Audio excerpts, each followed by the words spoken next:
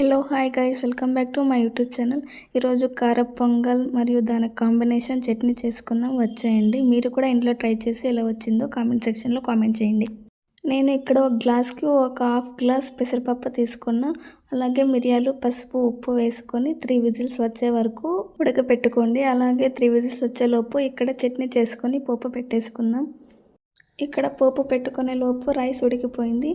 తర్వాత వాటర్ని వేడి చేసుకొని రైస్లో వేసుకొని బాగా కలుపుకోవాలి. తర్వాత పోపు పెట్టుకొని అందులో అల్లం, వెల్లుల్లి వేసుకొని బాగా కలుపుకోండి. మీ దగ్గర ఇంగువ ఉంటే కూడా అది కూడా వేసుకొని కలుపుకోండి. లాస్ట్లో కరివేపాకు వేసేసి అది కూడా కలుపుకొని తర్వాత రైస్లోకి యాడ్ చేసుకొని బాగా కలుపుకోండి. మీకు రైస్ స్మూత్గా కావాలి అంటే హాట్ వాటర్ యాడ్ చేసుకొని కలుపుకోండి.